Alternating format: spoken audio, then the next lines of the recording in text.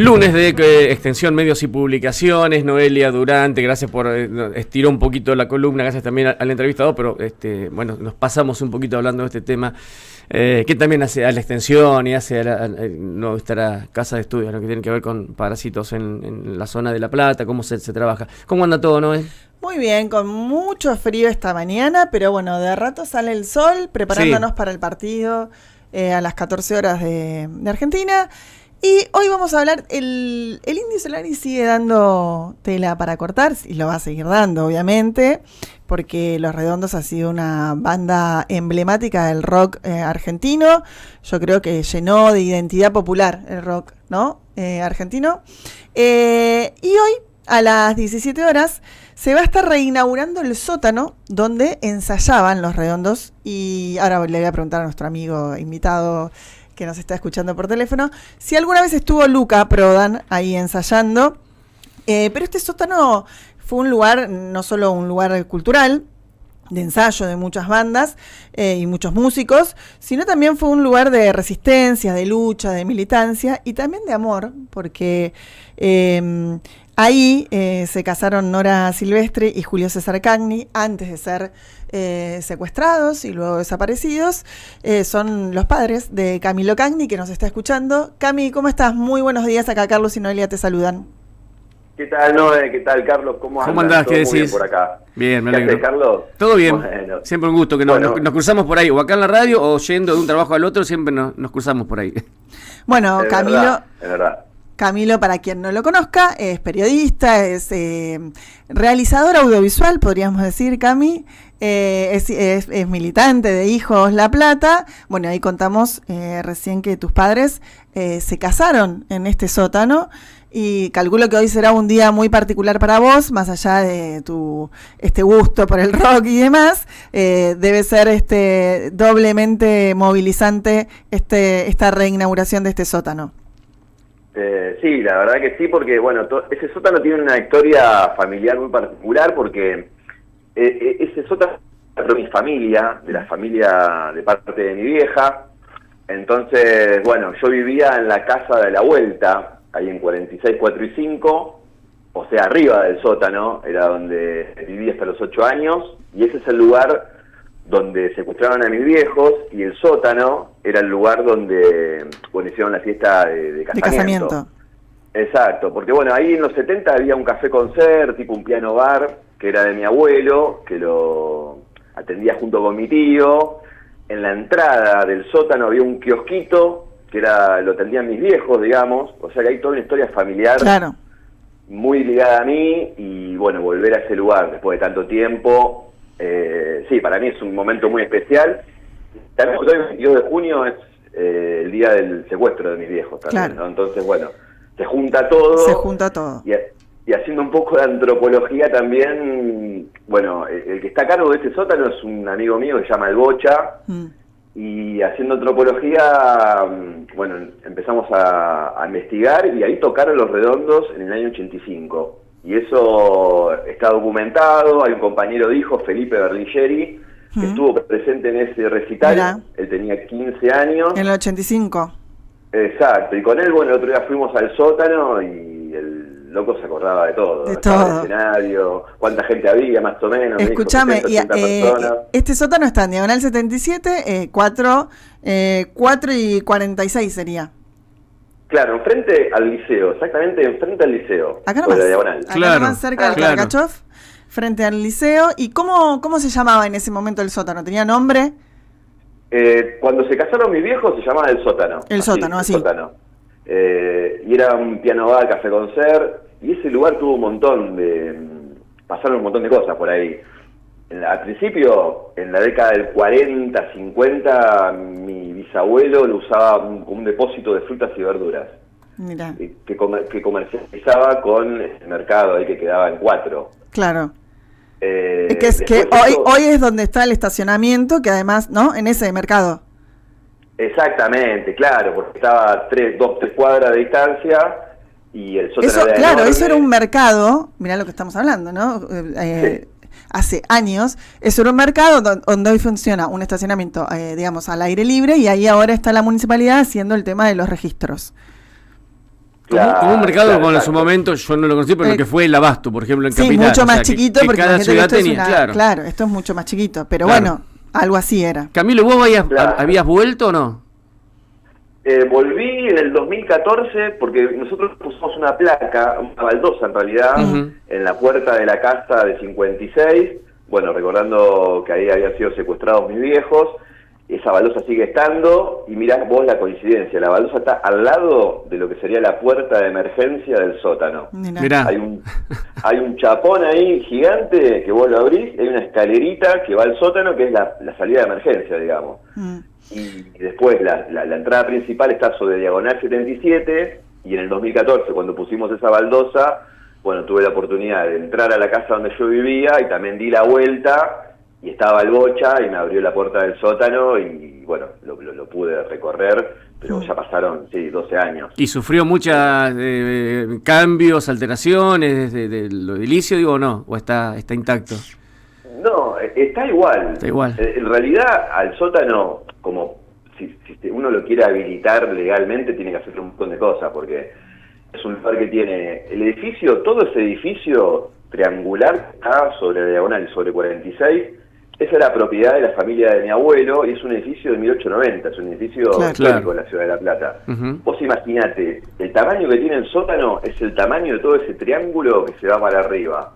Es enorme, enorme. Que suelen estar en muchísimos edificios acá en la ciudad. Era como tradicional que hubiese sótano siempre, digamos. Claro, sí, qué sé yo. En realidad... Calculo que para conservar cosas, y después con el tiempo, bueno, algunos si se remodeló se taparon, pero bueno, ese tipo de casas lo tenían casi todos. Claro, sí, era una particularidad de la construcción de la época, evidentemente. Claro, exactamente.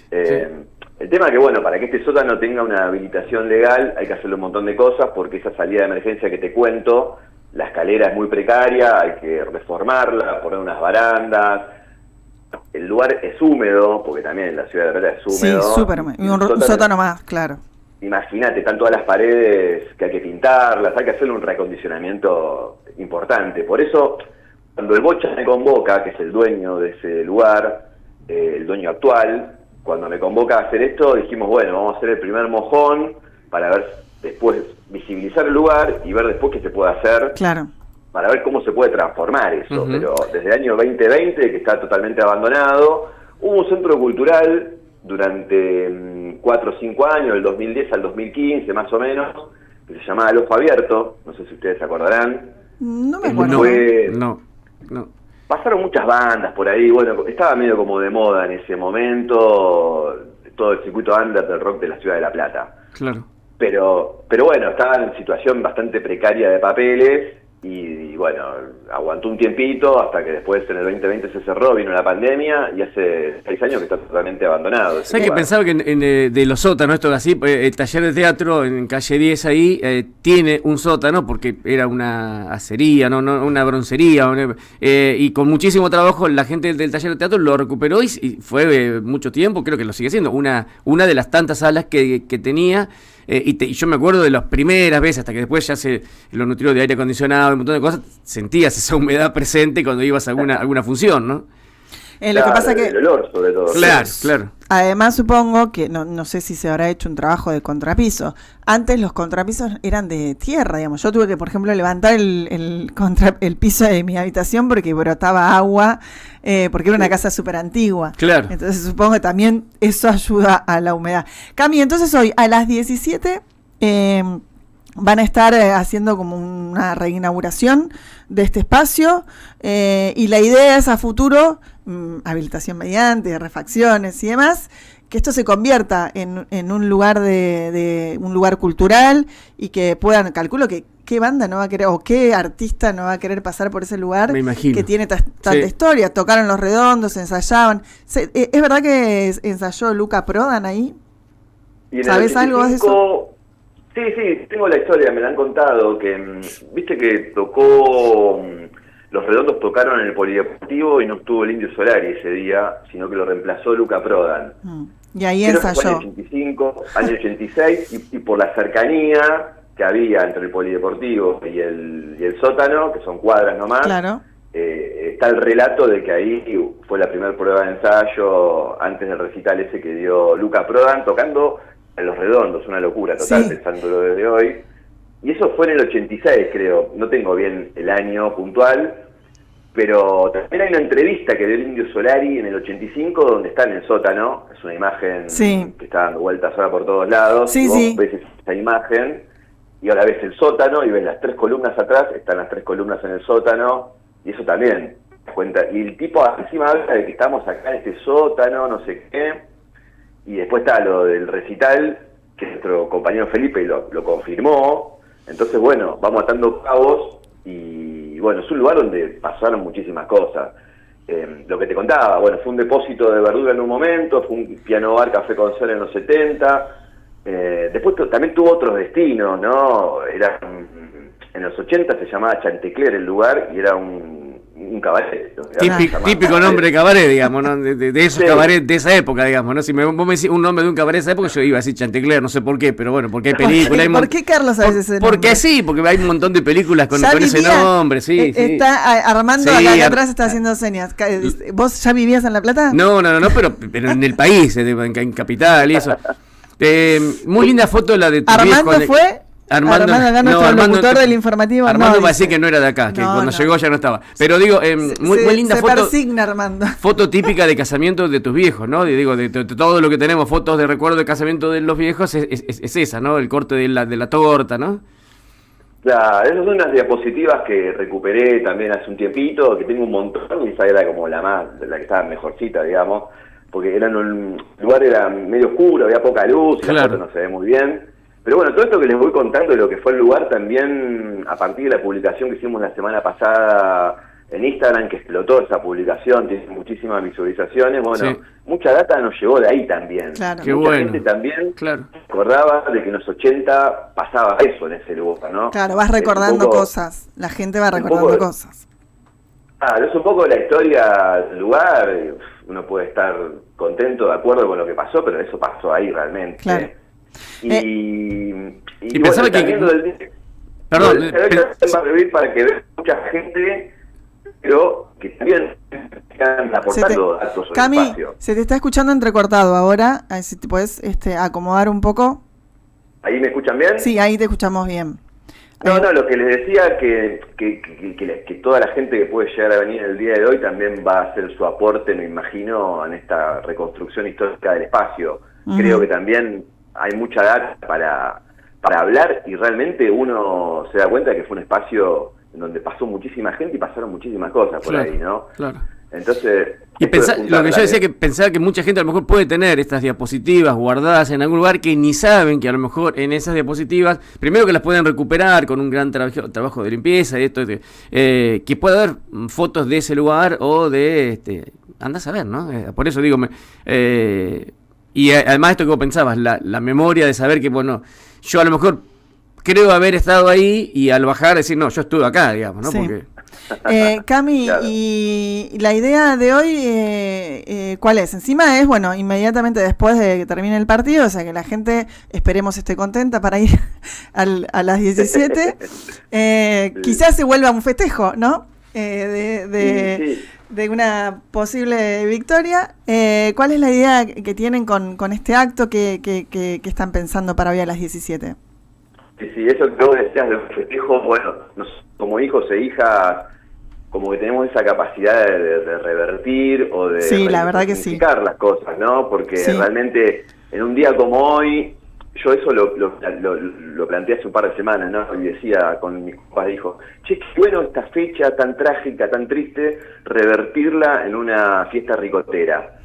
Y eso que dije, en 2 semanas se fue materializando mágicamente, y hoy van a estar tocando bandas tributo a Los Redondos en el sótano. Eso es lo que va a pasar. Va a haber gente de Etiqueta Negra, que es la banda de cover de La Plata por excelencia, y van a pasar un montón de músicos más, y realmente no sé bien qué es lo que va a pasar, porque de repente en 4 días explotó todo, muchísima gente queriendo ir. No sé si vamos a entrar todos los que van a ir, porque el sótano tampoco es grande, pero no entra más de 200 personas. Entonces va a ser todo muy sobre la marcha, ¿no? Claro. Lo que nosotros pensamos es eso, hacer bandas tributo a los Redondos, que toquen bandas, hay un escenario, hay luz, el espacio está bastante, lo hemos acondicionado como pudimos, es abrirlo al público para que la gente lo recorra, y a las 7 de la tarde vamos a hacer un pequeño actito ahí con la agrupación, bueno, recordando a mis viejos, recordando también a todo lo desaparecido de la ciudad de La Plata. Y más que nada es eso, visualizar el espacio, que la gente lo conozca y sentar un mojón para ver más adelante cómo podemos coordinar ahí actividades. Qué bueno, digo, qué bueno esto, que esta capacidad que tienen desde Hijos La Plata, bueno, desde Hijos en general en todo el país, de poder resignificar las fechas, de poder resignificar los lugares, y también un gran laburo que están haciendo llevando la historia a los colegios, a diferentes instituciones. Sé que hace poco estuviste en una escuela con las compañeras de la Prosecretaría de Medios, hablando del concurso Narremos Memoria, hablando con los pibes y las pibas. Digo, están haciendo un laburazo enorme, que la verdad es muy necesario en estos momentos de tanto negacionismo, y a la vez en este momento donde la gente está tan golpeada, ¿viste? Por la crisis económica y por el odio que se emana desde el gobierno. ¿Sabes qué pensaba, Camilo? Que vos hiciste fuego en el Argentino, sí. Y ahí, no sé si... pero durante muchos años, en el edificio que estaba cerquita ahí, funcionaron talleres, donde hoy está el Liceo del Argentino, que se fueron mudando, que iban como en un exilio, digamos, porque los llevaban de un lugar al otro, y gracias a ello, digamos, que ese edificio no se vino abajo y después se pudo reconvertir en lo que hoy es el hermoso Liceo, ¿no? Así que un poco, claro, puede ser que se venga algún documental también del sótano o algo de eso ahí, se pueda ir pensando. Ya te cargamos mucho, ¿no? Pero bueno. Sí. No, hay un compañero de Hijo, justo, sí, que me llamó hace un rato, Ariel Suárez, bueno, realizador documental acá en la Ciudad de La Plata, que me dijo, ojo, prepárate, porque hoy con todos los fierros, todas las cámaras, y vamos a empezar a filmar. Hoy arranca entonces. Hoy comienza. Claro. Todo, viste, sin un guión, sin nada predeterminado, como lo que más o menos va a pasar en el día de hoy. Sí. Pero bueno, sí, va a estar el compañero con su cámara y esperemos que surge de eso. También hay una historia muy loca porque, ¿viste el periodista Hugo Alconada Amón? Sí. Lo tienen. Sí, que de Citibel, claro. Bueno, el último libro que escribió, La Cacería de Hierro, que es sobre la vida de Juan Bucetich, uno de los personajes de ese libro habla de ese mismo sótano. Mira. El tipo se tomó el laburo de ir al sótano, de conseguir los planos, de medirlo, y está todo documentado en el libro, que fue uno de los libros que más hace un año y pico. Mira. Digo, como para tomar un poco de trascendencia de que por ahí es un espacio olvidado, pero que tiene un montón de repercusiones y cómo la gente se acuerda de ese lugar hasta que está en un libro, digamos. Entonces, bueno, me parece que está re piola para hacer una pieza documental o empezar a difundir esa historia. Hay millones de historias en la Ciudad de La Plata, pero bueno, esta conjuga un montón de cosas. Un montón. No, y además que, digamos, el rock, lo que significa, ¿no?, el rock para la Ciudad de La Plata, para nuestra ciudad, y sobre todo en esos años tan duros donde el rock era resistencia. Y bueno, y evidentemente también muchos militantes iban a ese lugar, también, ¿no? Uniendo esta idea de rock y de resistencia, seguramente ha sido un lugar emblemático y muy simbólico para toda esa generación que ha vivido en La Plata en esos años. Claro. Sí, y te agrego una cosita más, mirá, porque me estoy acordando de otra cosa también importante. En la entrada del sótano había un kiosco. Ese kiosco lo atendían mis viejos también, era una especie de sustento económico, pero en ese kiosco también pasaban otras cosas, en el 76, 77, hasta la desaparición de mis viejos, porque era un lugar que estaba en el pleno centro de la Ciudad de La Plata, y viendo todo lo que estaba pasando en la ciudad en aquel momento, era un punto de encuentro y de intercambio de información. Claro. El kiosco.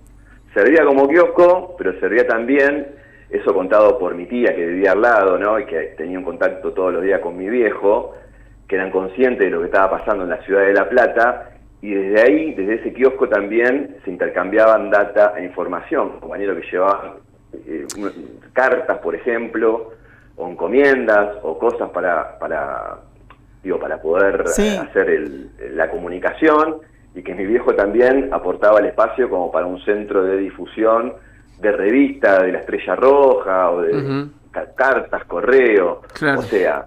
Un espacio de resistencia, eso no hay absolutamente ningún tipo de duda. Claro. Además, digo, hay que pensarlo no con nuestra realidad, porque hoy abrís WhatsApp y ya está, ¿no? Pero lo vital que era la información en ese momento y que circulara, digamos, de manera también clandestina, porque corría riesgo tu vida, si no, ¿no? Entonces ha sido un punto clave. Y el kiosco era un buen lugar, porque pasaba gente muy rápido, si bien era todo muy rápido seguramente, pero ¿quién dudaba que vos pasabas, ibas, venías? Un chicle. Claro.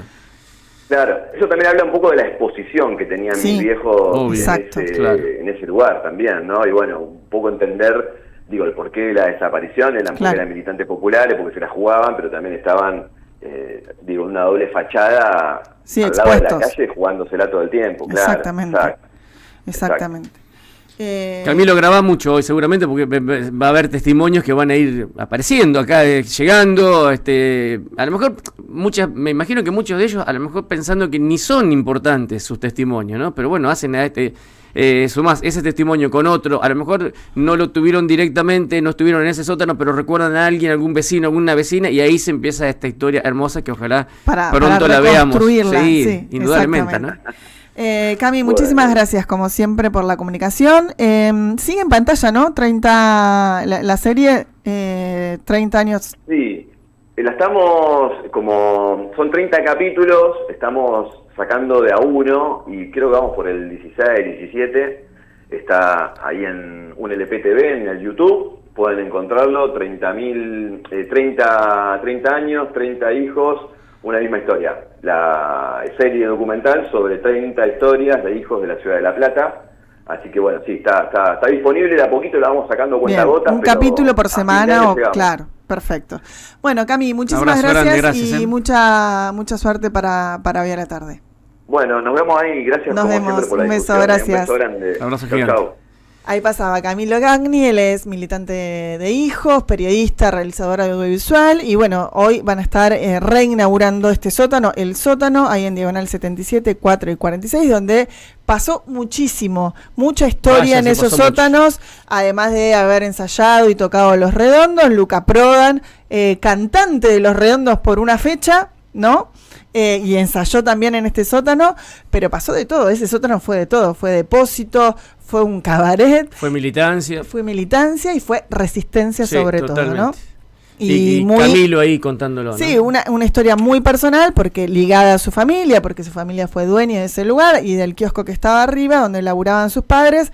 En ese sótano se casaron de forma clandestina sus padres, así que una fecha muy conmovedora para él, pero también, como dice Camilo, hijos saben resignificar la fecha, saben resignificar los lugares y convertirlo en presente y en memoria. Así que hoy, si querés ir, a las 17 después del partido te vas a festejar, no sé, voy a tocar, no voy a decir nada. Y si no, te vas ahí, al sótano de Diagonal 77, 4 y 46, a escuchar buena música, buen rock and roll, porque va a haber bandas tributos a Los Redondos y además el acto de hijos.